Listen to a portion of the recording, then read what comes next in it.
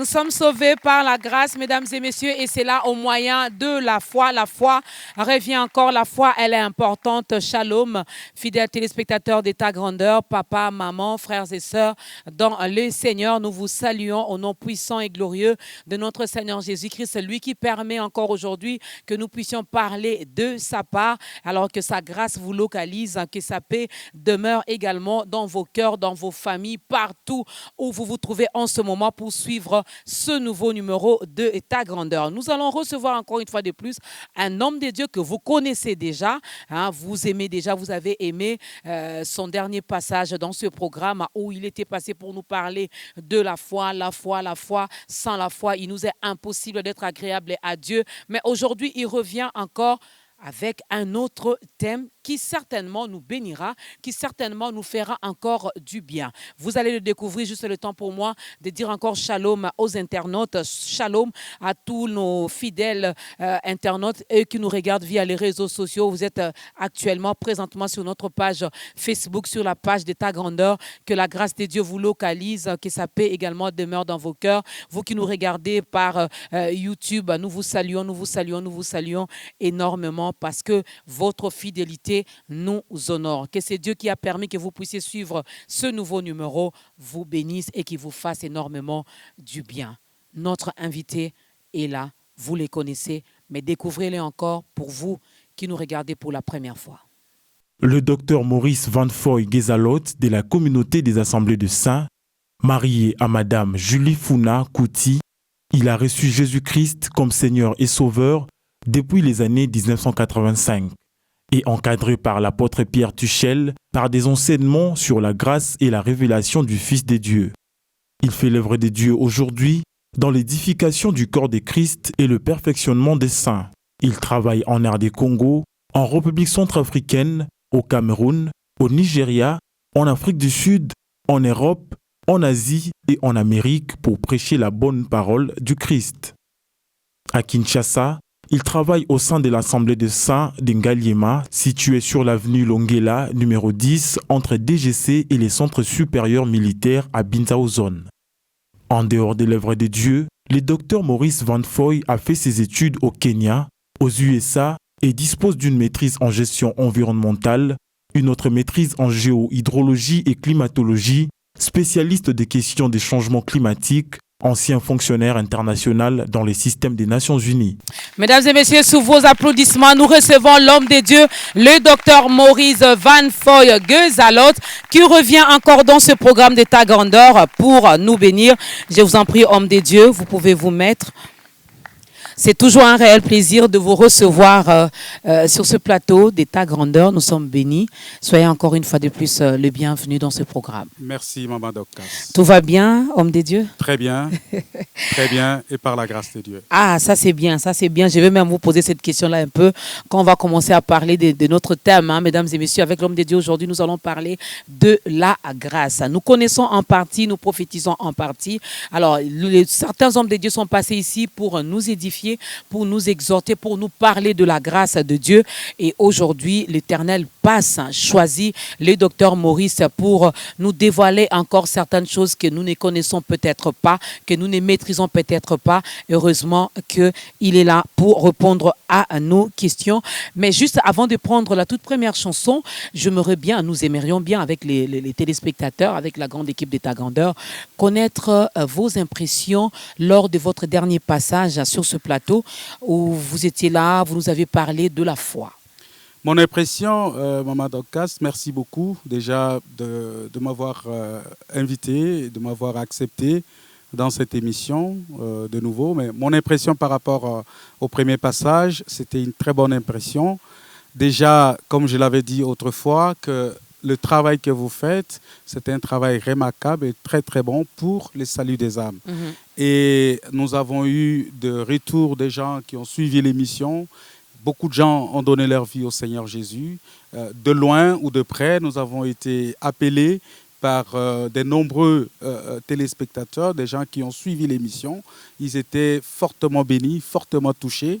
Ils ont compris que la foi c'est les yeux du cœur. Donc, il faut regarder par la foi et non par les yeux du corps, les yeux physiques. Donc, alors beaucoup de gens, ils ont compris qu'il fallait aller aussi en profondeur avec cette foi-là, parce que non pas seulement fonder sa foi sur la foi qui transporte les montagnes, mais sur la foi qui sauve. Donc, c'était une très, très bonne impression. Et nous vous en remercions. Nous remercions B1. Nous remercions cette émission même de Ta Grandeur. Amen. Qui permet à beaucoup de gens, à beaucoup de gens de rencontrer les Seigneurs et de découvrir les Seigneurs. Parce qu'on rencontre les Seigneurs, mais il faut qu'on les découvre. Okay. Parce que si on les rencontre, mais on ne les découvre pas, on reste superficiel et on ne comprend pas ce qu'il est réellement, parce que nous adorons Dieu par rapport à ce qu'il est et non par rapport à ce qu'il fait. Nous adorons Dieu par rapport à ce qu'il est et non par rapport à ce qu'il fait. Alors pour bien l'adorer, il faut le connaître. Pour le connaître, il faut apprendre également, n'est-ce pas? Voilà pourquoi ce programme existe. Nous revenons, nous sommes toujours ici pour vous parler de la part de ces dieux, parce que notre souci est que vous puissiez le connaître, le comprendre, et vous allez l'adorer en esprit et en vérité. Vous n'allez pas le faire en fonction de la personne qui est à côté de vous, mais vous allez le faire et bien le faire en fonction de la relation personnelle que vous avez avec ces dieux. Commençons avec la toute première chanson avant de développer notre thème d'aujourd'hui.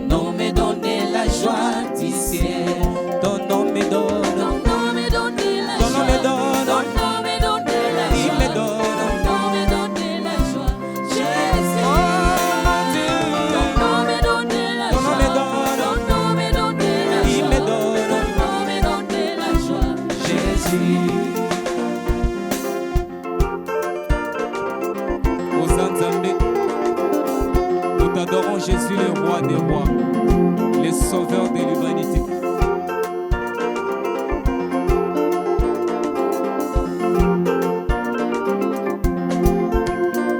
Kombona yo solution nanga,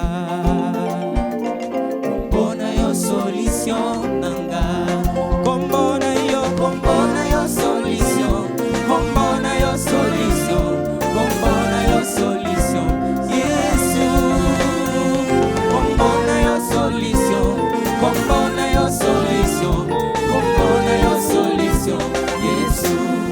Namona yo Yesu, namona yo Yahweh, namona yo, nasimba yo lelo yo, nasimba yo Yahweh, nasimba yo, le tout puissant Jésus, le tout puissant Yahweh, le tout puissant. Yamona koyemba, gaina koyemba. Yesu yo zali zambe.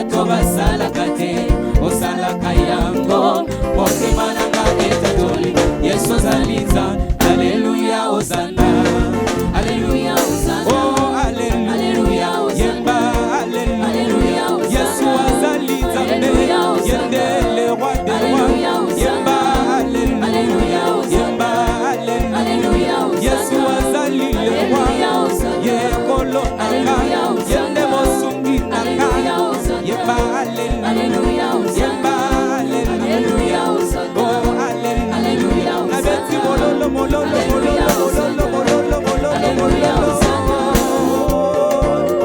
aleluya.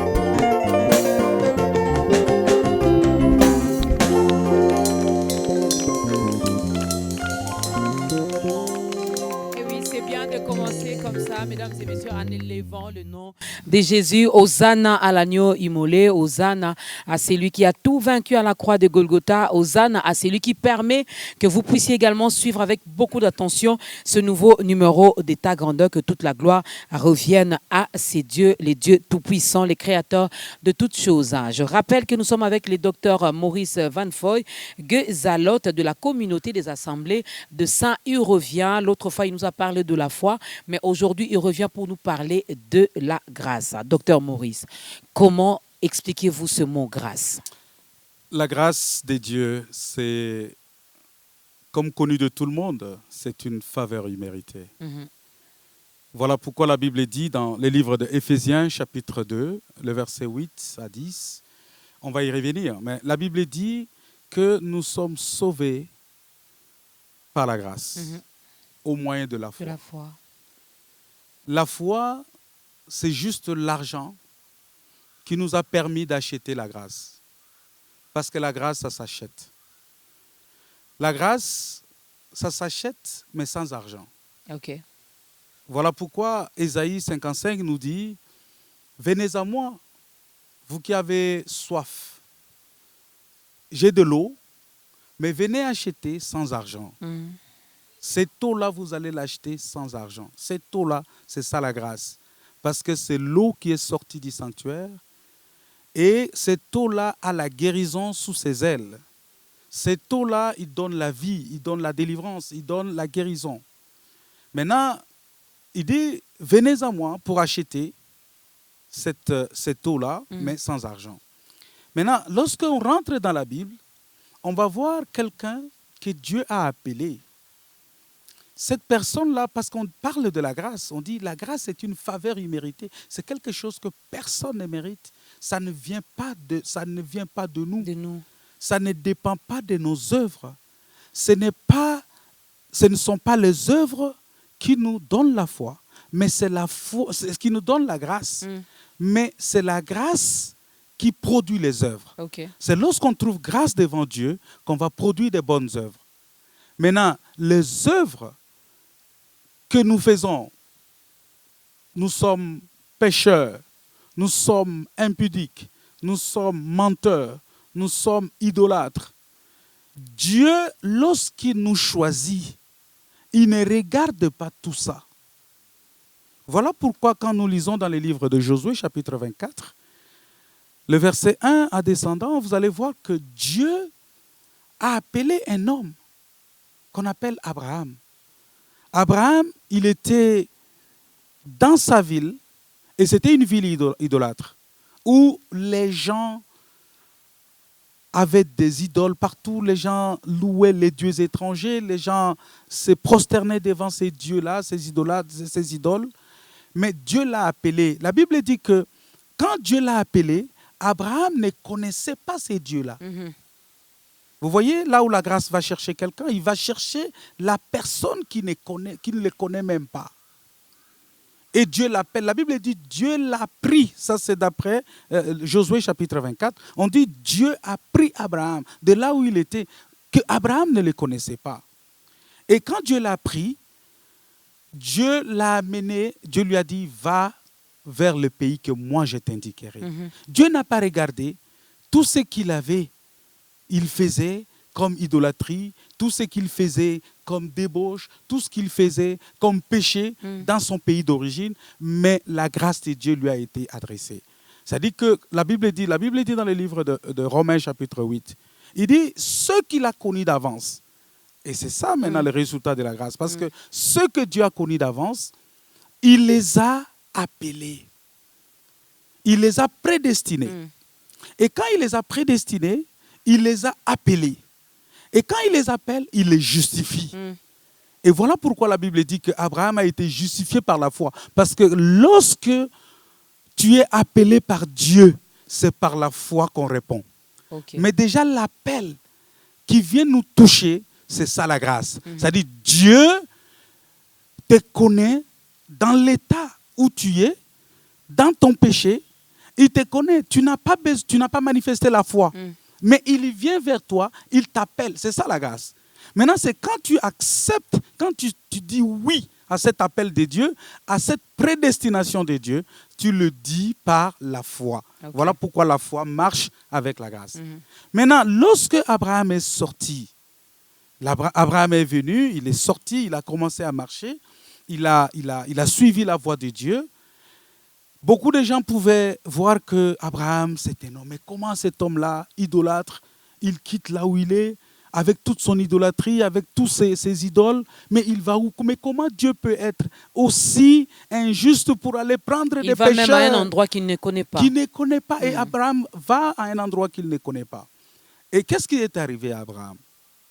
Quand Abraham est parti parce que Dieu préparait une nation par Abraham. Et cette nation que Dieu préparait par Abraham, cette nation, parce que Dieu l'a sorti pour le faire entrer dans une alliance. Maintenant, quelle est cette alliance dans laquelle, parce qu'il y a deux alliances. Il y a l'alliance de Horeb, parce que quand Abraham est sorti, Dieu l'a fait entrer dans l'alliance de Horeb. Ça, c'est l'alliance sans serment. Parce que quand Dieu a fait sortir Israël, c'est la descendance d'Abraham. Quand Israël est sorti de l'Égypte, sur la montagne à Horeb, Dieu a donné la loi. Il a traité une alliance avec Abraham à Horeb. Et cette alliance-là, c'était sans serment. Et qu'est-ce que Dieu a fait? Dieu a dit non, mais l'alliance sans serment, Dieu se répand souvent de cette alliance-là. Quand il traite une alliance sans serment, il se répand. Alors que nous savons que notre Dieu ne se répand jamais. J'allais même vous poser la question. Voilà, mais quand il traite une alliance sans serment, il se répand.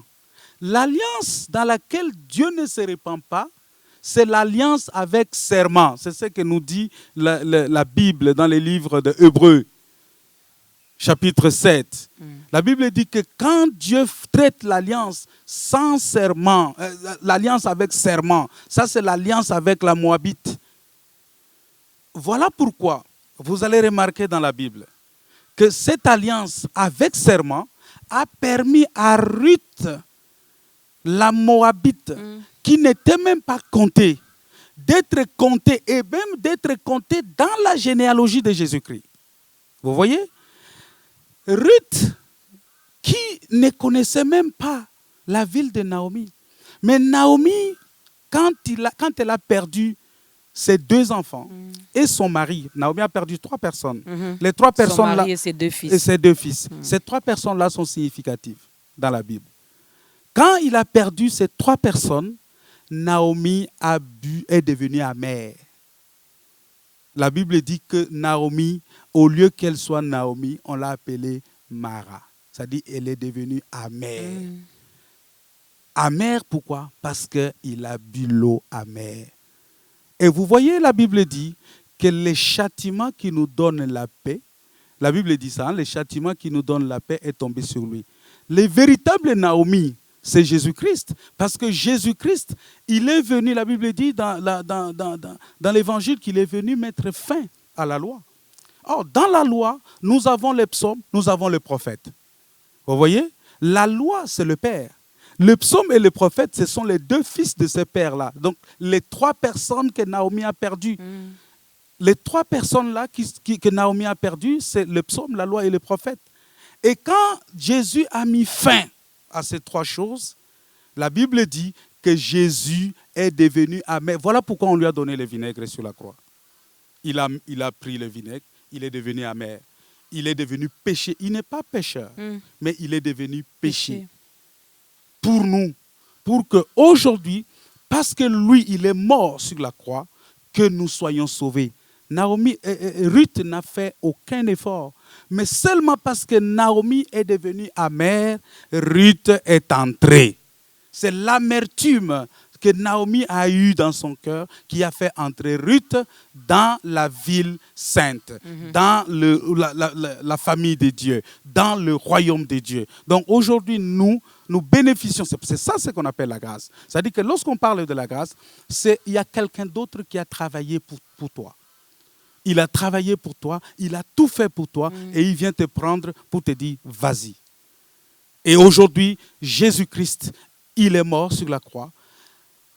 Il a été crucifié, il a porté l'amertume. La Bible dit les châtiments qui nous donnent la paix. Aujourd'hui, nous sommes en paix. Cette paix-là, nous ne la méritons pas. Ce n'est pas parce que nous avons fait quelque chose pour mériter cette paix-là. Mais cette paix, aujourd'hui, nous l'avons parce que Jésus est monté sur la croix. Jésus est mort. Et cela, pourquoi? Si nous lisons dans la Bible nous dit dans le livre de Deutéronome, si je regarde bien c'est que dans le livre de Deutéronome, si nous lisons, on va voir que la Bible Dieu a donné la loi. Il a dit, Moabite n'entrera pas. Cette loi-là, ça pesait sur Moab. Et Ruth, comme Moabite, ne pouvait pas entrer dans la famille de Dieu. Maintenant, qu'est-ce que Dieu a fait? La Bible dit dans Colossiens chapitre 2, verset 11, qu'il a déchiré l'acte dont l'ordonnance nous condamnait. Ça, sans même que nous le connaissions, lui-même Dieu, il est descendu. Il a pris l'acte qui a été écrit que toi, Moabite, Maman Dorcas, tu n'entreras pas. Jésus est descendu. Il a pris cet acte-là, il a déchiré. Et quand il a déchiré cet acte-là, aujourd'hui, nous avons libre accès. Nous pouvons entrer seulement en croyant au Seigneur Jésus-Christ, en disant oui à sa parole. Vous voyez? Donc, cette grâce-là, c'est le choix que Dieu a porté sur nous. C'est Dieu qui vient vers l'homme. Ce n'est pas l'homme qui cherche Dieu, mais c'est Dieu qui vient vers l'homme. C'est Dieu qui te dit, viens. Était-il obligé? Pourquoi la grâce? Il est Dieu, il nous a créés. Nous vivons dans le péché, nous faisons ce que nous voulons. Était-il obligé finalement? Vous savez, pourquoi Dieu a envoyé la grâce? Et on va expliquer, parce qu'on dit la loi est venue par Moïse, la grâce et la vérité sont venues par Jésus-Christ. Oui, Dieu était obligé. Pourquoi? Parce que l'homme a été créé à l'image de Dieu et à la ressemblance de Dieu. L'homme, c'était Dieu manifesté sur la terre. Dieu est esprit. Et puisqu'il est esprit, il s'est fait chair en créant l'homme. Et quand il a créé l'homme, ça dit que c'est Dieu lui-même qui est descendu. Et remarquez bien. Vous savez, quand Dieu a créé toutes choses, Dieu n'est jamais descendu. Mais lorsqu'il est arrivé à créer Maman Dorcas, qu'est-ce que Dieu a fait? Il est descendu. La Bible dit qu'il a pris la poussière. Mais pour prendre la poussière, il faut se courber, il faut descendre.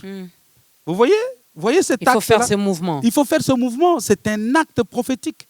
Dieu est descendu et il a pris la poussière. Il a fait un travail. Les autres créations, Dieu a parlé seulement. Que la lumière soit, que la terre produise, que la terre fasse ceci, que les animaux apparaissent, que les arbres apparaissent. Mais lorsqu'il s'agit de l'homme, Dieu est descendu, il a travaillé. Et lorsqu'on travaille pour quelque chose, on n'abandonne pas. Parce que c'était la loi de la sémence. Dieu a sémé, il devrait continuer avec ça jusqu'à cueillir le fruit. Voilà pourquoi j'ai dit, oui, Dieu était obligé, parce que c'est Dieu qui a créé l'homme à son image, et il ne pouvait pas laisser son image et sa ressemblance rentrer dans l'errance. Il fallait qu'il descende, qu'il récupère cet homme-là, et qu'il le retourne là où Dieu veut. Parce que le problème de Dieu, c'est que l'homme qui est Dieu fait chair retourne dans la divinité. OK. Et puisque l'homme doit retourner dans la divinité, et puisque Dieu a travaillé de ses mains, quelle grâce! Mais c'est une grâce, Maman Dorcas, lorsque Dieu travaille de ses mains. Il t'a créé par ses mains. Et c'est ça la différence entre nous et les animaux. C'est ça la différence entre nous et les arbres. Parce que c'est ça la différence entre nous et les étoiles. C'est ça la différence entre nous et toutes les autres créatures. Parce que nous, Dieu est descendu.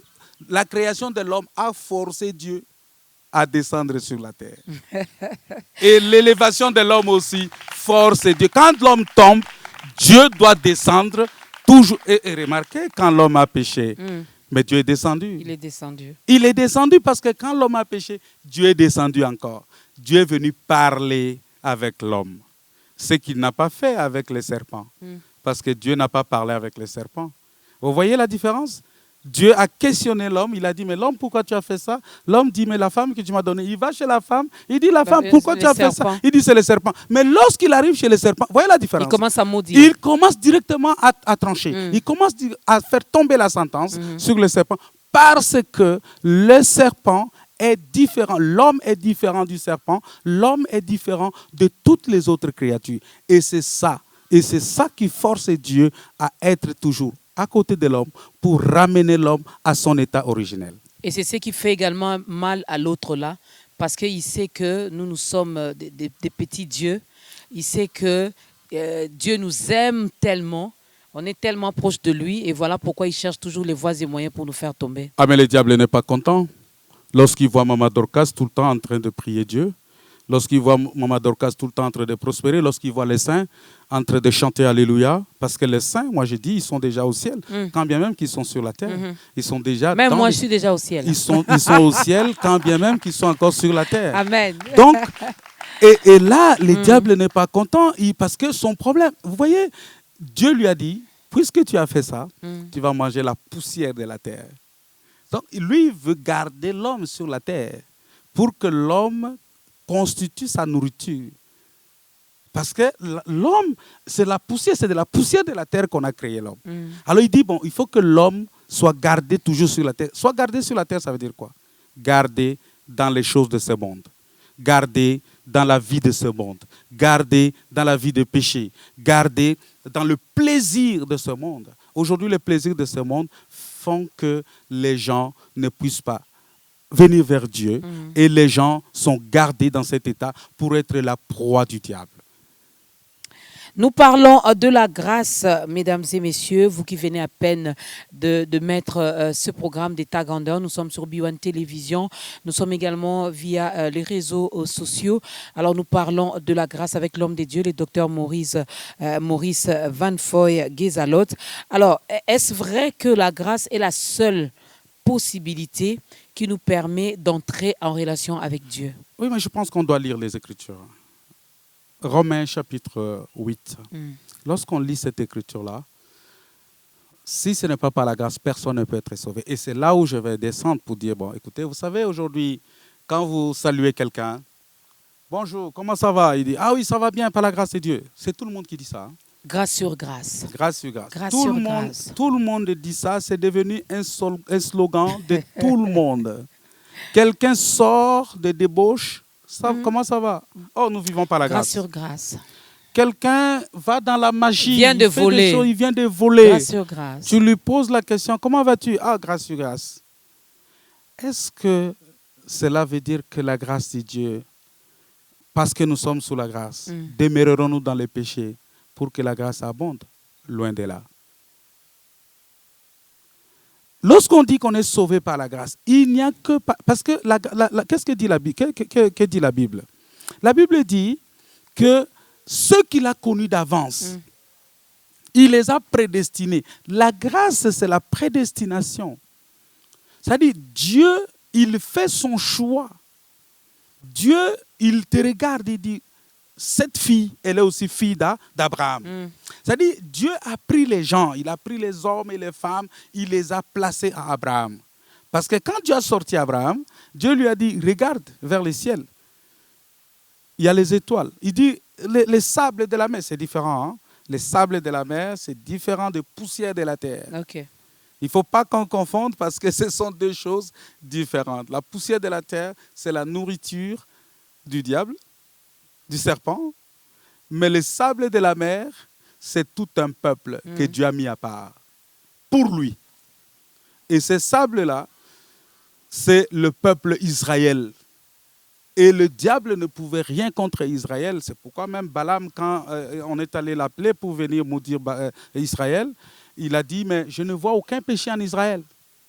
Parce qu'il dit, celui qui maudit Abraham sera maudit. Israël, c'est le peuple de Dieu. Israël, c'est un peuple que Dieu s'est choisi. Donc, il n'y a que par la grâce que l'homme peut être sauvé. Il n'y a que par la grâce que quelqu'un peut rencontrer Jésus. Quelqu'un peut découvrir le salut. Les œuvres, les efforts personnels ne t'amèneront nulle part. Mais c'est par la grâce, c'est-à-dire une faveur imméritée. C'est le choix de Dieu. Et si Dieu n'a pas jeté son regard sur toi, tu ne seras pas sauvé. C'est là où ça devient plus compliqué. Il y a des gens qui vont dire, écoutez, moi j'ai l'impression que Dieu ne me connaît pas. Dieu te connaît. Il jette son regard sur toi comment? En t'envoyant la parole. Et lorsque la parole vient vers toi, c'est le regard de Dieu qui est jeté sur toi. Maintenant, c'est à toi de prendre cette parole, d'accepter cette parole-là par la foi pour être sauvé. Mais lorsque tu rejettes la parole, tu rejettes aussi la grâce de Dieu. Parce qu'il y a des gens dans la Bible qui ont rejeté la grâce. La grâce leur a été accordée, mais ils ont rejeté la grâce par plaisir, à cause de plaisir de ce monde. Est-ce que ce n'était pas également dans leur destinée finalement de rejeter? J'ai parlé de la prédestination ici. Je prends l'exemple de Judas Iscariote. Judas Iscariote, il était là, il a été choisi et il a travaillé avec Jésus-Christ. Mais la Bible dit qu'il est le fils de la perdition. C'était arrêté d'avance pour lui que Judas Iscariote, c'est le fils de perdition. C'est le seul où de nos jours on peut également en trouver. Ouais, il y a des gens aujourd'hui qui n'obéissent pas à la parole de Dieu, qui rejettent la grâce de Dieu. C'est-à-dire la parole de Dieu vient vers eux, ils rejettent cette parole-là. Ils meurent dans leur état de péché. Ces gens-là, ils font partie de Judas Iscariote. C'est-à-dire des gens qui ont rejeté le Messie, les gens qui ont rejeté la grâce de Dieu. La grâce de Dieu leur a été accordée, mais ils n'ont pas saisi cette grâce-là par la foi. Ils ont rejeté cette grâce-là. Donc aujourd'hui encore, il y a des gens qui ont l'esprit de Judas Iscariote parce qu'ils trahissent Jésus-Christ, parce qu'ils refusent d'entendre celui qui parle du haut des cieux. Et la Bible dit, celui qui refuse d'entendre celui qui parle du haut des cieux, il va se retrouver. Mais aussi, même parmi ceux qui vont dans les églises, la Bible dit que beaucoup de gens en ces temps-là diront au Seigneur, « Seigneur, n'avons-nous pas fait ceci en ton nom ?» Oui, parce que c'est là où je reviens toujours. On fait les miracles, on fait ceci, on enseigne bien, on est un très bon prédicateur. Quand on enseigne, on dégage les sensations, l'onction, les gens tombent par-ci, par-là. Mais est-ce que toi-même, prédicateur, tu mets en pratique cette parole? Bonne question. Parce que quand tu ne mets pas en pratique cette parole, la Bible dit, veille sur toi-même et sur ton enseignement. Car en agissant ainsi, tu te sauveras d'abord toi-même et tu sauveras ceux qui t'écoutent. Mais quand toi, tu n'es pas sauvé, tu enseignes les gens, comment ces gens-là seront sauvés? C'est ça, c'est là où il y a le problème. Et beaucoup de gens, avec tous les miracles qu'ils opèrent aujourd'hui, avec tout ce qu'ils font, les foules qu'ils rassemblent aujourd'hui, tant que la parole de Dieu n'est pas à sa place, ces gens vont se retrouver en train de crier, « Seigneur, n'avons-nous pas fait ceci en ton nom? N'avons-nous pas fait ceci ?» Ils vont se retrouver en enfer. En enfer. Et pour Dieu, c'est c'est la parole ou ce n'est pas la parole. Chez Dieu, il n'y a pas l'esprit de négociation. On ne négocie pas avec Dieu. Dieu a donné sa parole. Tu acceptes la parole, tu vas chez lui. Tu n'acceptes pas la parole, ta place c'est en enfer. Pasteur Docteur Maurice, la grâce est-elle en contraste avec la justice?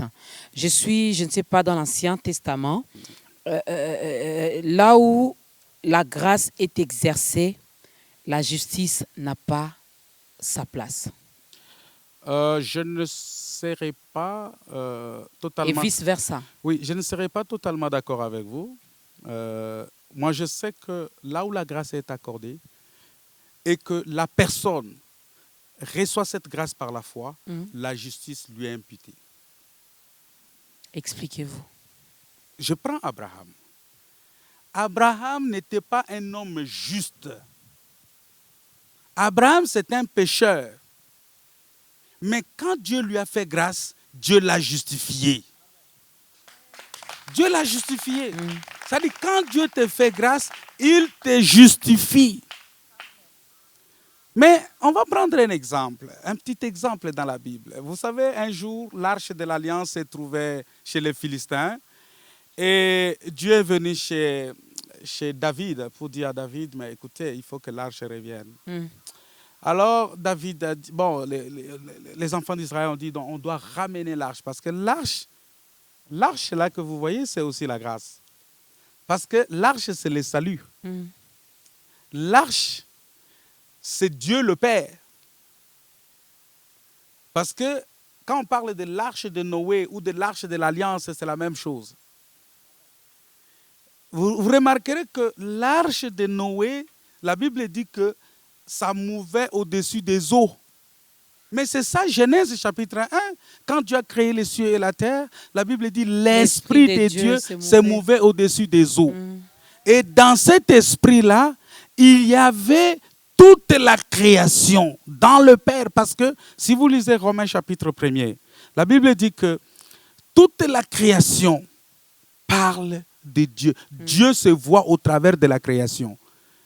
C'est là où je vous avais expliqué l'autre fois dans l'autre émission, j'avais dit, quand Dieu crée les poissons, mais Dieu lui-même se voit au travers du poisson. Quand Dieu crée l'olivier, il se voit au travers de l'olivier. Voilà pourquoi dans l'arche, quand il y avait une colombe, mais les oiseaux qui étaient dans l'arche, la colombe qui était dans l'arche, ne voyaient que deux arbres. Il y a l'arbre de l'olivier. Quand la colombe est sortie, la colombe est allée prendre l'olivier qui était dans la forêt pour ramener dans l'arche. Mais quand Noé est sorti de l'arche, Noé va boire de vin de la vigne. Vous voyez le deuxième arbre? C'est la vigne. Et quand il boit cela, la Bible dit que Noé s'est retrouvé nu. Est-ce que vous voyez Genèse qui revient? Noé s'est retrouvé nu. Et quand il s'est retrouvé nu, il y a eu un de ses enfants qui a découvert sa nudité et la malédiction est tombée. C'est ça, Adam, qui a mangé l'arbre de connaissance du bien et du mal et il est devenu nu. Quand bien même qu'il avait les vêtements, mais il se voyait nu. Il a dit, mais il est nu. Il a dit, Seigneur, je suis nu. Dieu dit, mais qui t'a dit que tu es nu? Tout simple. Il a dit, au lieu de répondre que j'ai vu que je suis nu, mais il dit, j'ai mangé l'arbre que tu as interdit. C'est-à-dire, quand tu bois ce que Dieu interdit, quand tu fais ce que Dieu interdit dans sa parole, tu vas te retrouver nu. Et quand tu te retrouves nu, en ce moment-là, qu'est-ce que tu fais? Qu'est-ce que tu fais? La malédiction va tomber. Maintenant, revenons à l'arche de l'Alliance. On revient à l'arche de l'Alliance. On garde ça, Docteur Maurice, juste le temps d'écouter la deuxième chanson. Et puis, on reviendra sur l'arche de l'Alliance.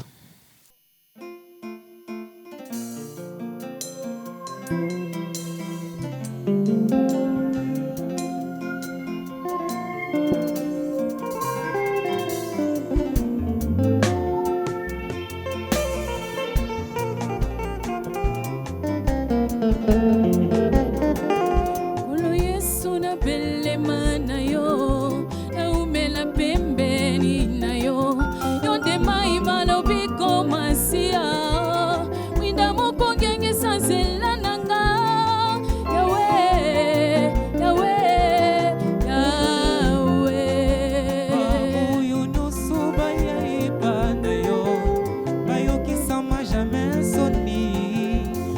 olobaki tuya na mikumba na biso yango tomemeli yo Yawe Yawe Yawe Yawe.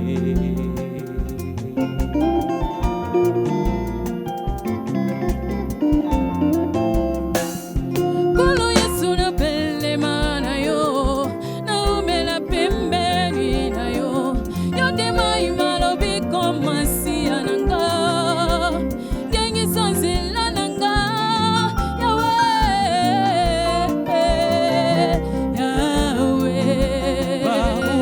nyonso bayeba na yo bayokisama jamais soni olobaki toya na mikumba na biso yango yo tomemeli yo Yawe Yawe Yawe Yawe.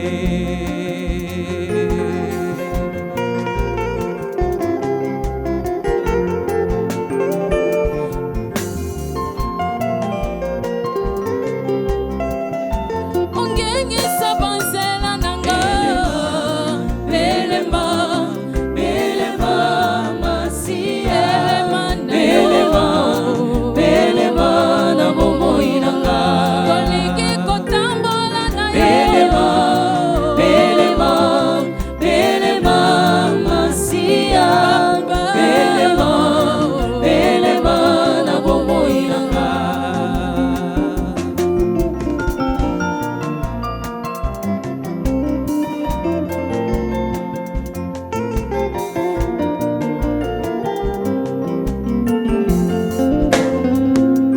Papangana belema na yo elikya nanga napusani liboso na yo yundi kulu nanga yesunga na belemi na yo elikya nanga napusani liboso na yo yondi kulu nanga yakana bomoi nanga natambola se na yo Yesu Yesu oh belema belema belema masia belema belema na bomoi nanga kolingi kotambola na belema belema belema masia belema belema na bomoi nanga.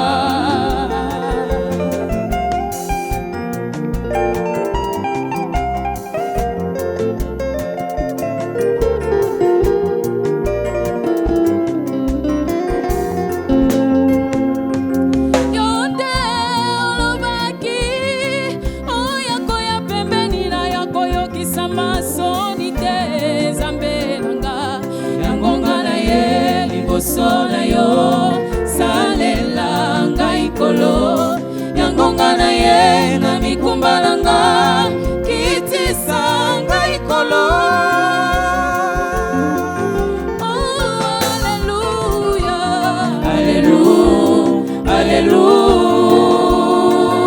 Alleluia, Hosanna kembo na yo. Toyembi alleluia, Alleluia, Alleluia, Hosanna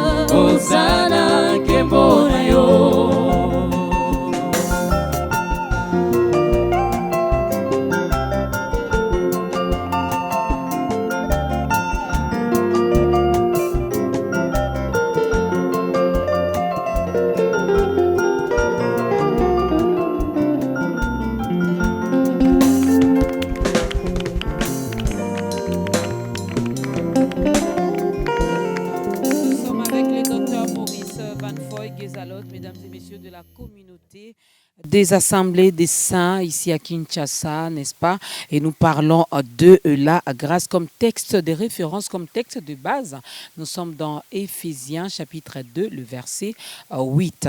Alors, nous revenons et on était en train de parler finalement de l'alliance. De l'arche de l'alliance. De l'arche de l'alliance. Voilà. Oui. Lorsqu'on parle de l'arche de l'alliance, comme je disais, vous remarquerez que ça c'est l'arche de l'alliance.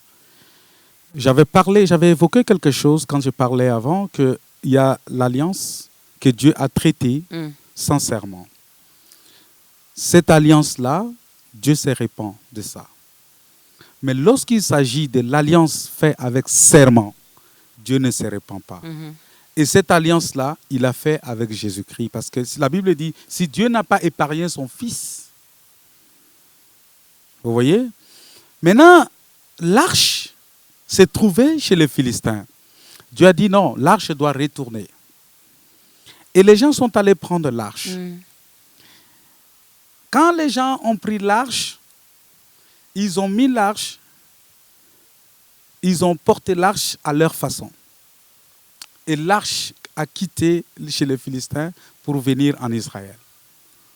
Mais en route, il y a un monsieur qui s'appelle Uza. Ce monsieur-là, il a vu que l'arche voulait tomber. Quand il a remarqué que l'arche voulait tomber, il est allé soutenir l'arche. Il avait de bonnes intentions, Uza. Mais c'est là où je vais arriver. Uza a agi avec de bonnes intentions. Parce qu'il ne voulait pas que l'arche tombe. Il ne voulait pas que l'arche de l'Éternel puisse se retrouver par terre. Et c'était de bonnes intentions. Maintenant, qu'est-ce qui est arrivé? Malgré ces bonnes intentions, Dieu l'a frappé. Et il est mort sur place. Il est mort. Maintenant, quand Uza est mort, on va prendre, parce que Dieu, on ne le soutient pas. Il a dit dans Ésaïe 63, il dit que c'est ma main qui est venue à mon secours.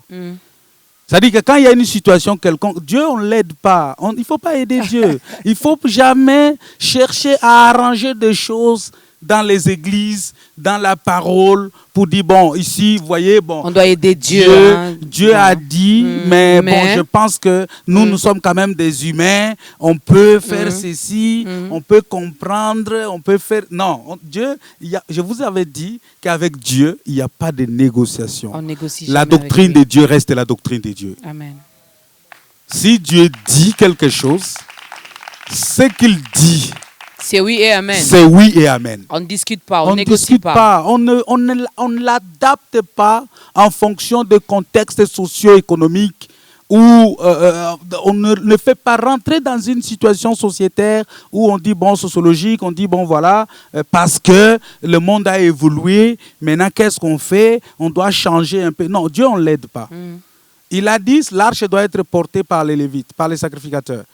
Un point, un trait. C'est le sacrificateur qui porte l'arche. Et qu'est-ce qui s'est passé? Lorsque Uza, avec toutes ses bonnes intentions, il est allé vouloir aider Dieu, Dieu l'a frappé, il est mort.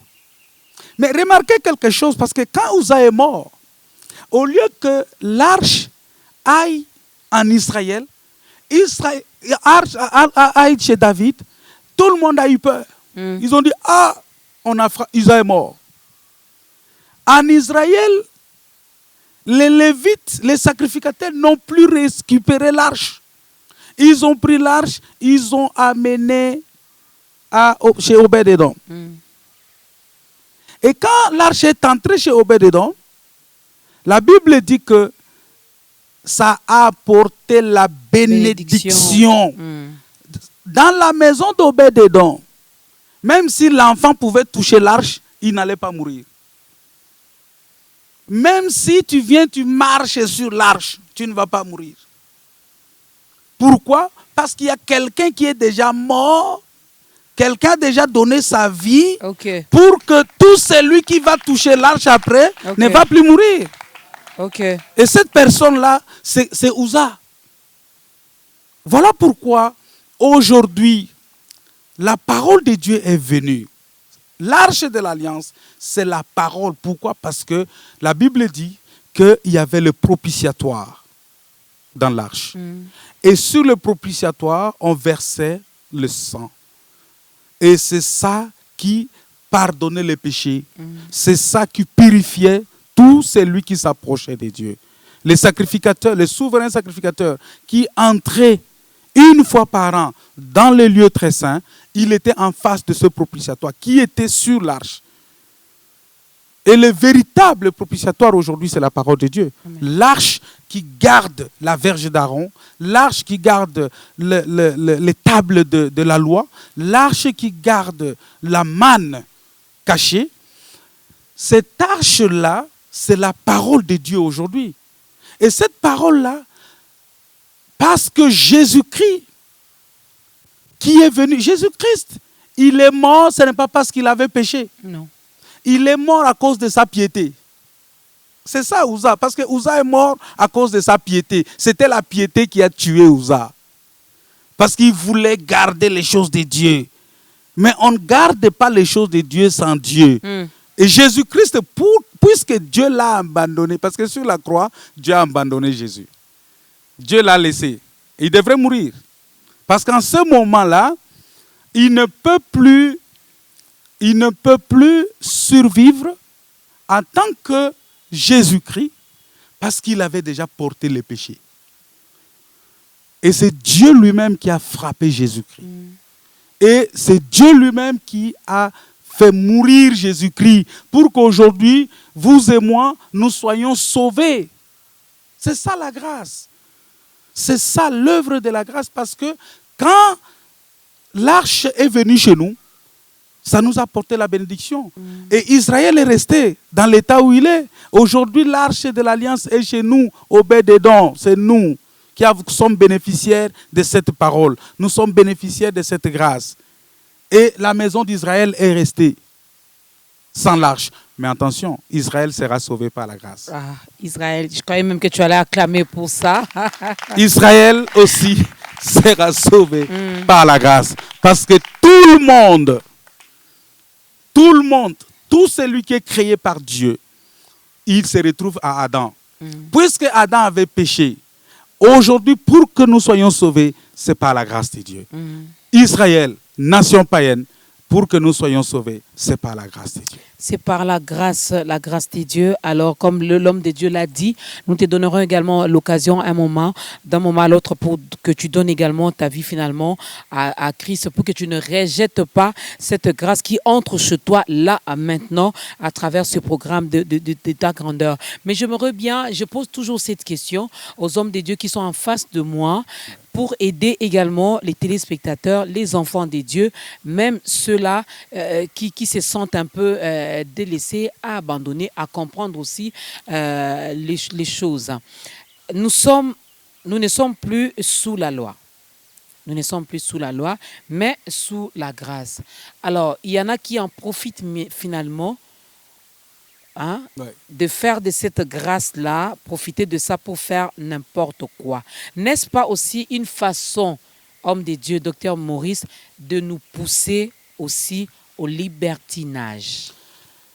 Merci beaucoup, Maman Doka. C'est une question très, très importante et un point très important. Vous savez, la grâce de Dieu, c'est un enseignant. La grâce, c'est un pasteur. La grâce, c'est un évangéliste. La grâce, c'est un prophète. La grâce, c'est... Mais lisez Éphésiens chapitre 4. Quand quelqu'un a le ministère, c'est la grâce. Parce que la Bible dit que le don de la grâce, le ministère, c'est le don de la grâce que nous avons reçu de Dieu. Maintenant, qu'est-ce que la Bible dit? Dans le livre de Tite, chapitre 2, la Bible dit, la grâce, j'aimerais qu'on lise cette écriture-là. C'est très, très important. On va lire dans le livre de Tite. La Bible dit quoi? La grâce comme un enseignant. La grâce, c'est un enseignant. La Bible dit que la grâce de Dieu, source de salut. Vous voyez? La source de salut. La Bible dit, car elle s'est manifestée La grâce de Dieu, source de salut pour tous les hommes. On ne peut pas parler du salut sans la grâce. Personne ne peut être sauvé sans la grâce. La Bible dit, cette grâce-là nous enseigne La piété. à renoncer à l'impiété et à l'injustice. La grâce de Dieu, et c'est là où je reviens. Vous savez, aujourd'hui, dans beaucoup d'églises, on n'enseigne plus l'enlèvement de l'église. Même quand on enseigne l'enlèvement de l'église, on dit, oui, nous serons enlevés. Oui, mais comment tu seras enlevé? Si tu ne mets pas en pratique la parole de Dieu, si tu ne connais pas la doctrine de Jésus-Christ, comment tu seras enlevé? Par grâce. Non, mais cette grâce-là nous enseigne à renoncer à l'impiété. Voilà pourquoi, pour comprendre cette écriture de Tite, il faut aller dans le livre de 1 Thessaloniciens chapitre 1, verset 9 à 10. Qu'est-ce que la Bible dit là-bas? Il dit, on raconte à notre sujet quel accès nous avons eu auprès de vous. Comment vous vous êtes convertis à Dieu en abandonnant les idoles, vous voyez, pour servir les dieux vivants et vrais, et maintenant enfin attendre des cieux Jésus-Christ qui nous délivre de la colère à venir. Vous voyez? C'est-à-dire que quand on a l'accès à la parole, c'est ça la grâce. Maintenant, lorsqu'on a cet accès-là, parce que la parole nous donne l'accès de la connaître. Maintenant, quand on connaît cette parole-là, on doit se convertir. Et on ne se convertit pas seulement pour dire oui, je viens au Seigneur, je vais à l'église, je chante, je suis chantre, je suis protocole, je suis ceci, je suis cela. Non, on se convertit à Dieu en abandonnant les idoles. C'est-à-dire abandonner tout ce qui prend la place de Dieu dans votre cœur. Laissez Dieu à sa place. Laissez la parole de Dieu telle qu'elle est. Parce que les idoles aujourd'hui, c'est tout ce qui prend la première place. Même ton travail ici à Biwan. Même les téléphones. Si, même les téléphones. Mais les Facebook, les réseaux sociaux occupent énormément les enfants de Dieu. Vous allez voir, quelqu'un va s'absenter même de l'église. Les footballs. Tout simplement parce qu'il passe tout son temps sur les réseaux sociaux. Quand il y a Champions League, docteur, je ne vous dis pas. Donc, même les gens refusent d'aller à l'église pour suivre un match. Voilà, même mon travail. Lorsque mon travail m'empêche de servir le Seigneur, mon travail prend la première place. Je commence à considérer mon travail comme sans cela, je ne peux plus vivre. Ça devient un problème. En ce moment-là, je n'ai pas encore renoncé. Je n'ai pas encore abandonné les idoles. Ta femme, ton mari, tes enfants peuvent aussi être tes idoles. Et en ce moment-là, ça devient très très difficile pour que tu puisses... Maintenant, lorsque tu abandonnes les idoles, ce n'est pas tout. Il faut servir les dieux vivants et vrais. Mais comment servir les seigneurs lorsque on ne connaît pas ces seigneurs-là? Voilà pourquoi j'avais dit autrefois que la foi vient de ce qu'on attend. Ce qu'on attend vient de la parole de Dieu. C'est-à-dire qu'il faut connaître ces dieux-là. Maintenant, quand tu vas servir le Seigneur, c'est à ce moment-là que tu vas entendre des cieux Jésus-Christ. On ne sert pas le Seigneur en étant dans le mal. On sert le Seigneur en étant sanctifié. Voilà pourquoi la Bible dit que la grâce là nous enseigne à renoncer à l'impiété et à l'injustice et à vivre dans le temps présent d'une manière pondérée, juste et pieuse, en attendant la bienheureuse espérance et la manifestation de la gloire de notre grand Dieu, Sauveur et Sauveur Jésus-Christ, qui s'est donné lui-même pour nous, afin de nous rédimer de tout mal et de nous purifier, qui soit son bien propre, qui se passionne pour les bonnes œuvres. C'est-à-dire qu'il nous a purifiés pour pratiquer les bonnes œuvres. Donc pour dire que la grâce de Dieu ne peut pas maintenir quelqu'un dans le péché, ça ce n'est pas la grâce de Dieu. Lorsqu'on dit « je suis sauvé par la grâce », oui, sauvé par la grâce parce que c'est une faveur imméritée, mais remarquez Marie, la personne qui a trouvé grâce devant Dieu. Vous savez, Marie, c'était une femme comme toute autre femme, comme Maman Dorcas, comme ma sœur Annabelle, comme toutes les autres sœurs ici. Il y avait beaucoup de vierges en ce moment-là. Qu'est-ce que Marie a mérité? Mais Marie a trouvé grâce devant Dieu. Mais quand l'ange est venu pour saluer Marie, pour lui annoncer cette bonne nouvelle, l'ange a dit à Marie, « Marie, tu as trouvé grâce devant Dieu. » Parce que l'ange qui est venu, c'était Jésus-Christ lui-même. Jésus-Christ vient annoncer sa venue dans le monde à travers l'ange. Ça, c'est très compliqué. Mais pour les enfants de Dieu, ils comprendront que cet ange-là, qui est venu annoncer la naissance de Jésus, c'était Jésus lui-même qui est venu. Et cette parole qu'il est venu sortir de sa bouche, c'est cette parole-là qui est entrée à Marie. Parce que la Bible dit, le Saint-Esprit... Marie a dit, mais comment cela arrivera? Il dit, le Saint-Esprit te couvrira de son ombre. Mais ce Saint-Esprit qui a couvert Marie, c'était les ailes qui ont couvert. Parce que la Bible dit que le soleil de justice, cet ange-là qui est venu, il est venu avec la parole, la Bible dit que la grâce et la vérité sont venus par Jésus-Christ. Il a annoncé à Marie. Marie a trouvé grâce. Marie, il a dit, qu'est-ce qu'elle a dit? Il a dit qu'il me soit fait selon sa volonté. Selon sa volonté. Marie n'était pas, ce n'est pas parce qu'elle était une femme extraordinaire, plus que toutes les autres femmes, non. Mais elle était comme toute autre femme, mais elle a trouvé grâce. Et cette grâce-là, qu'est-ce qui est arrivé? Dieu a dit à Joseph, puisque Marie a trouvé grâce, ne crains pas de prendre Marie ta femme. Et la Bible dit, continue à dire que Joseph n'a pas connu Marie. Vous savez pourquoi? Parce que Marie avait reçu la sémence et Marie ne pouvait pas ajouter une autre sémence. Parce qu'il est écrit dans la loi des prophètes que dans un champ, on ne peut pas avoir deux sémences. Celui qui a trouvé grâce devant Dieu ne peut pas avoir la sémence de Dieu et la sémence du diable. Humaine. Et la sémence charnelle et le péché.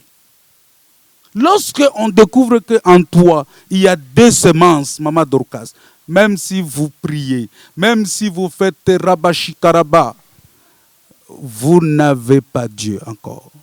Vous n'avez pas trouvé grâce. Parce que lorsqu'on trouve grâce, la grâce doit nous enseigner.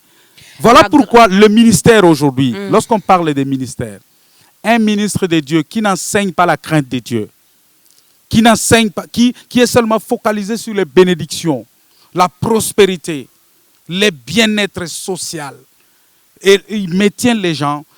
Il y a des filles qui sont là, il sait très bien que ces filles vont en boîte de nuit et ils viennent le lendemain avec des offrandes. Il est content de recevoir les offrandes des gens, mais il ne vérifie pas la vie de ces gens-là. Il y a un problème. La grâce nous enseigne la piété. Nous avons toujours l'habitude de les dire. Nous venons également de les lire ici. Comment vous expliquez ces mots piété? La piété. La Bible dit, la piété, c'est les pratiques. Ce sont les bonnes œuvres.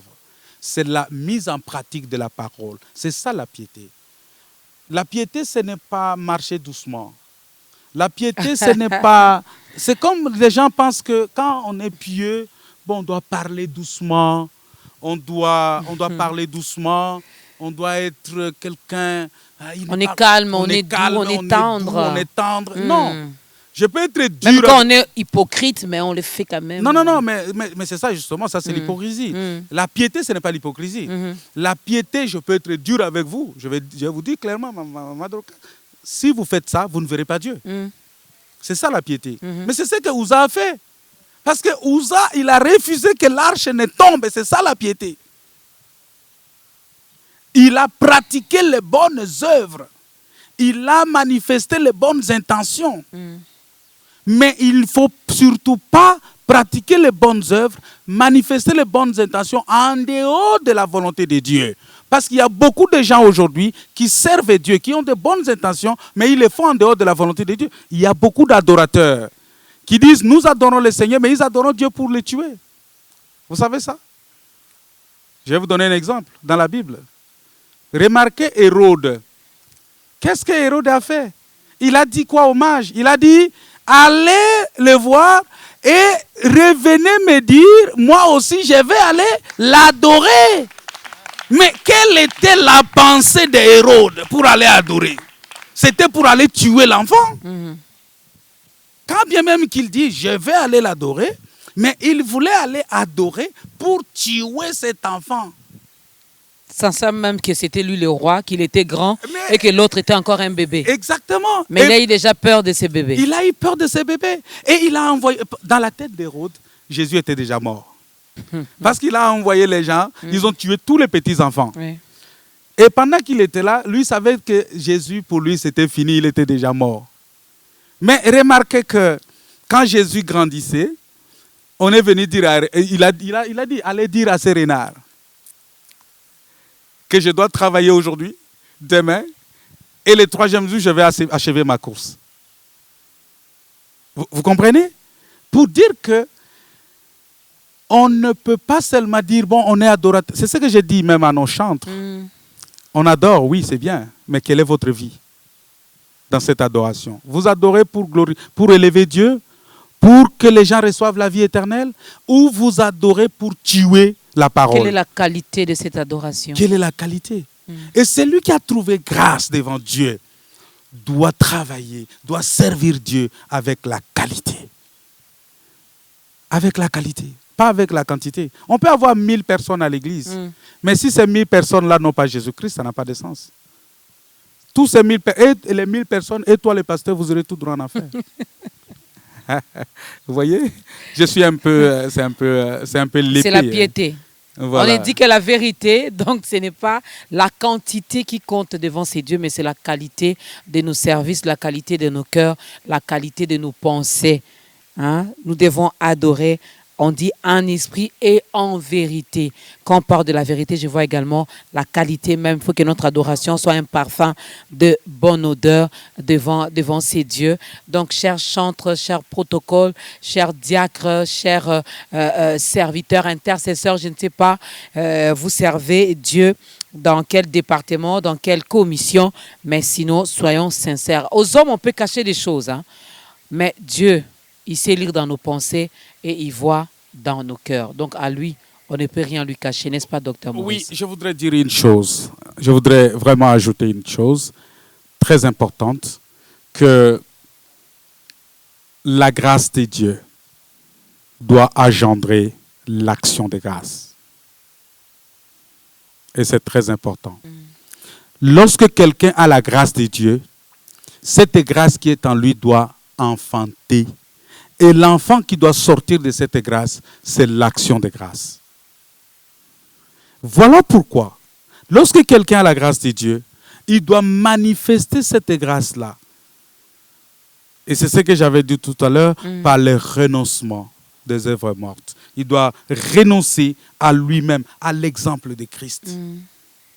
Parce que si vous lisez dans 2 Corinthiens chapitre 8, verset 9, on dit la grâce de Dieu. Christ, par la grâce de Dieu, a renoncé à lui-même. Vous voyez? Et lorsqu'on a la grâce de Dieu et qu'on n'arrive pas à renoncer à soi-même, c'est difficile. Et c'est par là qu'on peut dire merci Seigneur. Parce qu'on ne peut pas rendre grâce à Dieu si on n'a pas reçu cette grâce-là. Si cette grâce-là ne nous a pas enseigné. Mais aussi en travaillant davantage. Parce que quand on reçoit la grâce de Dieu, la personne qui a reçu la grâce de Dieu doit travailler davantage. C'est-à-dire, il peut pas être... Il y a beaucoup d'enfants de Dieu aujourd'hui, c'est comme des fonctionnaires, c'est comme les fonctionnaires, les agents de la fonction publique. Vous savez? Qu'est-ce que ça veut dire? Ça veut dire quoi? Quand il vient, il croit au Seigneur, quand il est baptisé, c'est fini, ça devient un certificat. C'est comme le numéro matricule qu'il a eu. Chaque fin du mois, je retire mon salaire. Chaque fin du mois, il va prendre l'argent. Il peut aller au travail à 10 heures, il quitte le bureau à 14 heures, il sera payé. Il sera payé. Les gens pensent que chez Dieu, c'est comme ça. Non. Chez Dieu, ce n'est pas comme ça. Chez Dieu, tu es à ton poste, fidèle à ton poste. Tu es là, tu dois travailler. Matin, midi, soir, à tout moment, parce que la grâce qui est en toi doit travailler en tout moment pour le salut des autres âmes. Nous avons besoin que par nous, cette grâce soit dégagée comme le parfum de bonne odeur et que ceux qui vont nous regarder puissent aussi, eux, bénéficier de cette même grâce-là. Voilà. Mais aussi, en supportant les épreuves. Beaucoup d'enfants de Dieu aujourd'hui n'arrivent plus à supporter les épreuves. Et ils ignorent que lorsqu'on a la grâce de Dieu, on doit supporter les épreuves. Regardez Job. Job avait trouvé grâce devant Dieu. Quand les épreuves sont arrivées, Job a dit une parole Et cette parole-là, je la garde jusqu'aujourd'hui. Mon Rédempteur est vivant et il se relèvera les derniers. Vous voyez? Et Job était attaché à ça. Pour lui dire, mon Rédempteur est vivant.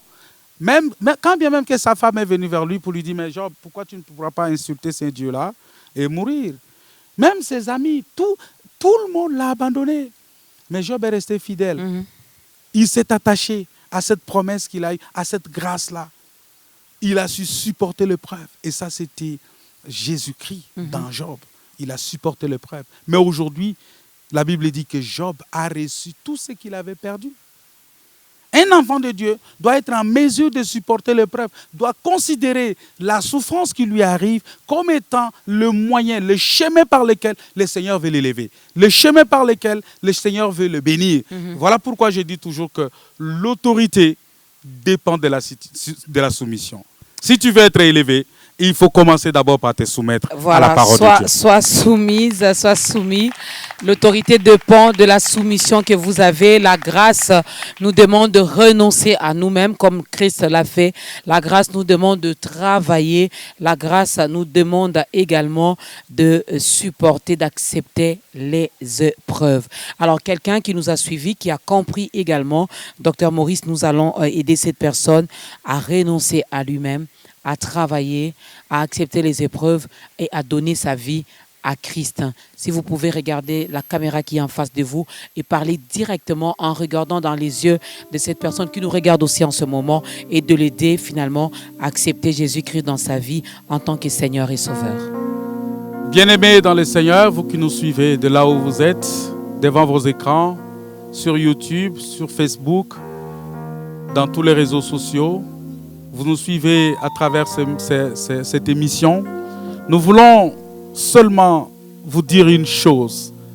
La chose que nous voulons vous dire aujourd'hui, c'est que Jésus-Christ a pris votre place à la croix. Il est venu, il a accepté de mourir. Il est devenu péché. Il a porté la malédiction. Il a porté les douleurs. Il a porté tout ce qui est châtiment. Il a porté, il a supporté toutes ces douleurs-là pour que tu puisses recouvrer la vie, pour que tu puisses retrouver l'espoir que tu as perdu. Parce qu'aujourd'hui, je veux te dire que la grâce de Dieu est devant ta porte. Il a dit, je me tiens devant ta porte et je frappe. Voilà la grâce. Il vient à toi lui-même. Il a dit, je suis venu vers toi et je suis devant toi, je suis devant ta porte et je frappe. Accepte seulement qu'il entre. Et quand il va entrer, il est écrit que tu vas manger avec lui, tu vas souper avec lui. La Bible dit que tu seras élevé, tu seras à la table avec le Seigneur parce que tu lui as ouvert la porte de ton cœur. Et si tu ouvres cette porte-là, manger avec Christ, ça veut dire participer à la bénédiction, participer à la grâce de Dieu. Tout ce qui était bloqué dans la vie, ça va être débloqué. Tout ce qui, quand tu sentais, des fois ça t'arrive à un certain moment où tu sens que le ciel est fermé sur toi.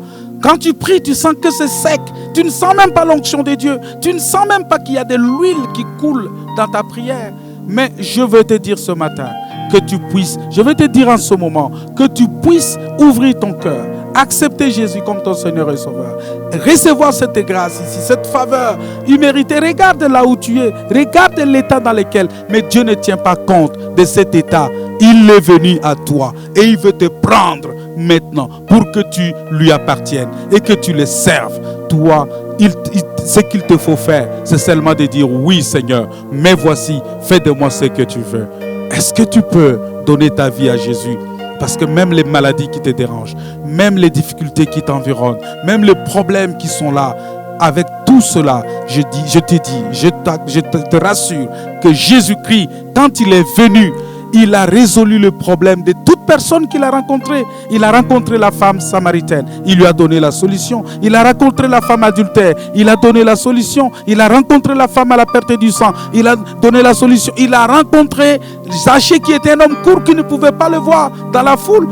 Dieu lui a donné l'occasion de le voir. Le Seigneur, il a toutes les solutions, il a toutes les possibilités pour que tu redeviennes la personne qu'il a créée à son image et à sa ressemblance. Voilà pourquoi je t'invite en ce moment de donner ta vie à Jésus-Christ, d'accepter Jésus-Christ comme ton Seigneur et Sauveur et d'accepter d'appartenir à la famille des saints.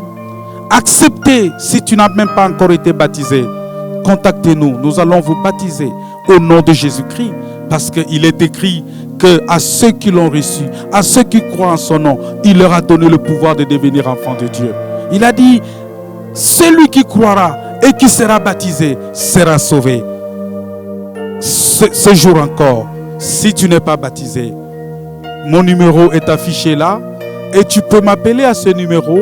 Le Seigneur va te faire grâce. On va te baptiser. On va te communiquer encore la grâce de Dieu. Mais en ce moment, je voudrais que tu pries avec moi. Que tu reçoives Jésus dans ton cœur. En disant, Seigneur Jésus, je viens à toi. Je t'ouvre mon cœur. Et je veux, Seigneur, je veux que tu viennes dans ma vie. Et que le Saint-Esprit prenne le contrôle de mon cœur. Prenne le contrôle de ma vie. Prenne le contrôle de mes actions. Prenne le contrôle de mon parcours. Prenne le contrôle de tout ce que je fais. Et que le Saint-Esprit me convainc en ce qui concerne le péché, le jugement et la justice. Et que Seigneur, désormais, je t'appartienne. Et j'accepte de te suivre partout. J'accepte d'être avec toi. J'accepte que tu sois mon Seigneur et mon Sauveur. Au nom de Jésus-Christ.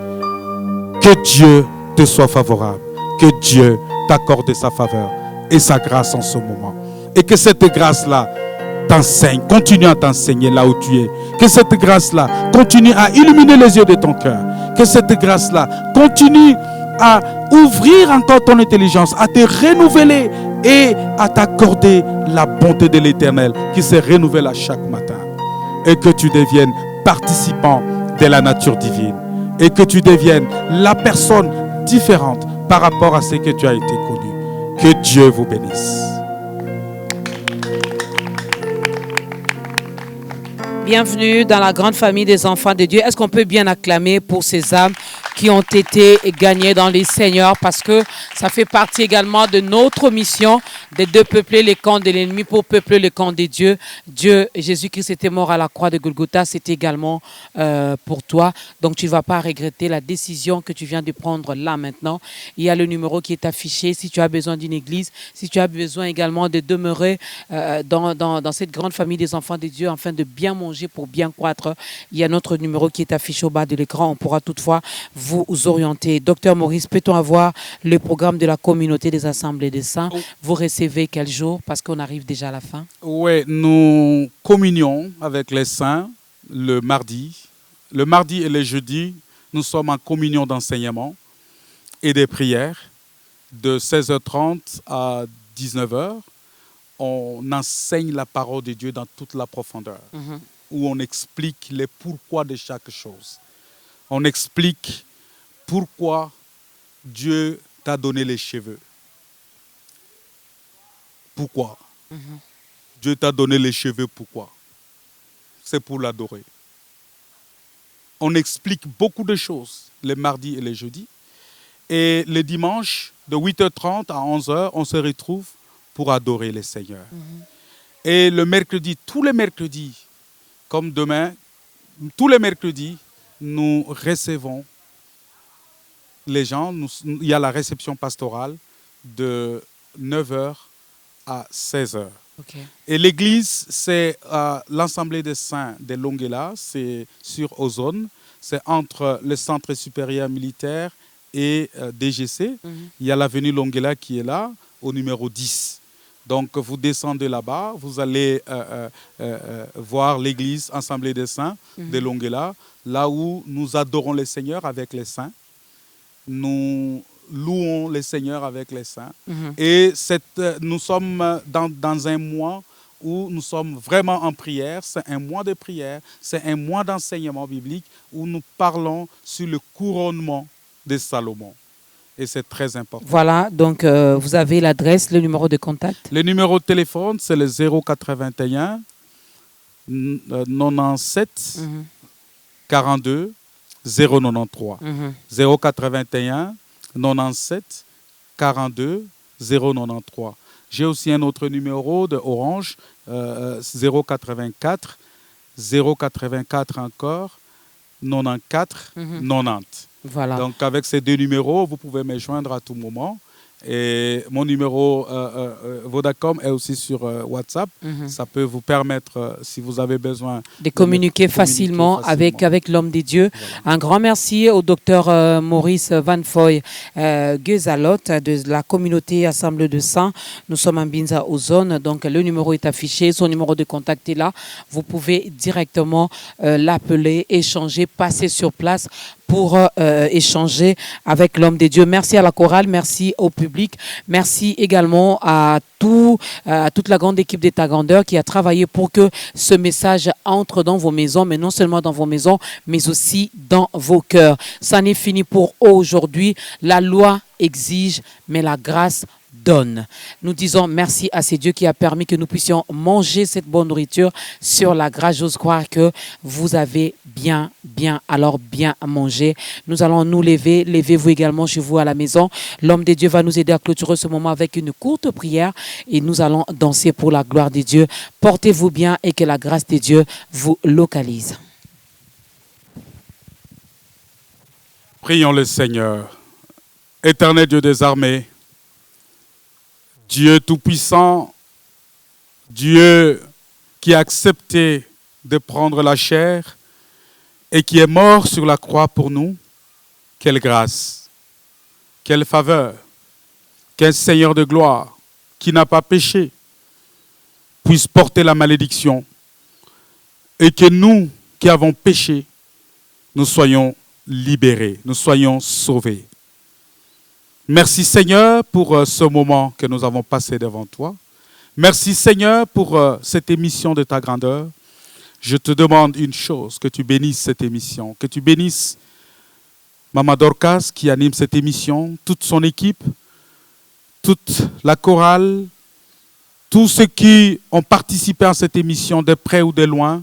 Seigneur, que tu leur accordes ta faveur, que tu leur accordes ta grâce.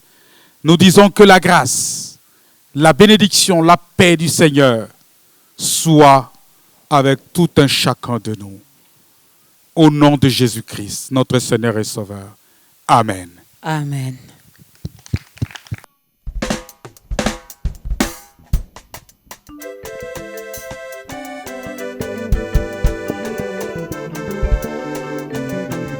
Fongola lola, yeah, lole fungwama. fongola lola, Yeah, lole mbingu fungwama. ibakie wazi, Yeah, lole fungwama. nokisata mvula nzambe na maye yaya, banjelu bapweka, Yeah, lole fungwama.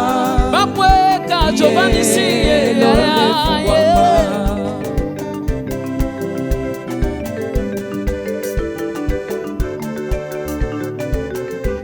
Mata na ngomba yebisa Yesu akosala mata na ngomba Mata na ngomba. ngomba ndelo sambo Yebisa Yesu akosala. asalika mbono eleki makasi boye Mata na ngomba. o yawe Yebisa Yesu akosala. yebisa Yesu akosala Yebisa Yesu akosala. yebisa Yesu akoyoka Yebisa Yesu akosala. o belela Yesu akosala Yebisa Yesu akosala. belela Yesu akosala Yebisa Yesu akosala. yebisa Yesu na yo Yebisa Yesu akosala.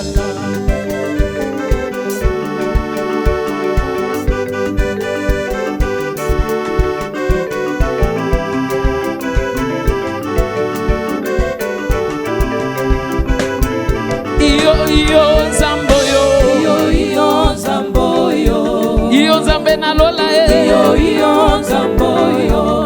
Iyo nzambo yo. Iyo nzambo yo. Iyo nzambo yo. Iyo nzambo yo. nzambe na biso atonda makasi Aza nzambe. kutu avanda na trone nzambo Aza nzambe. nzambe Nzamba makambo minene. yawe Aza nzambe. aza na suki ya pembe kasanunaka te ngolo nzambe aloba na kundala zalo ayoka Aza nzambe. ose okwisa bakufi nzambe na ngayo papa na bange moninga malamu olanda lazalo na nkunda nzambe mololo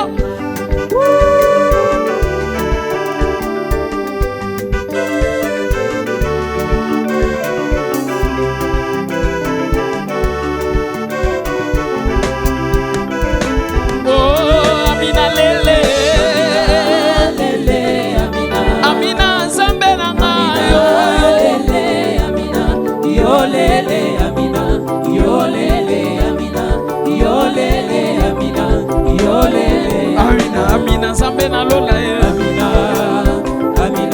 Amina libanzi elise ebimisa bause Amina koleka ya ngando otikaka pole Amina mokongo ya ngando obangaka melise Amina soso mobali ye Amina beta kokoriko tombo etana ye Amina beta kokoriko tombo etana ye Amina basakana kana Amina teo Amina basakana kana Amina teo Sancheri bakoloba na yo basakana kana Amina teo Kolete akoloba na yo basakana kana Amina teo Sancheri bakoloba na yo basakana kana Amina teo Amina pongo Amina pongo Amina pongo Amina pongo Besanga mapaputo mata makolo Besanga mapaputo mata makolo Osalaka jamais na reta Okitaka jamais na reta Opambola jamais na reta Obalisa jamais na reta Amina yo yo yo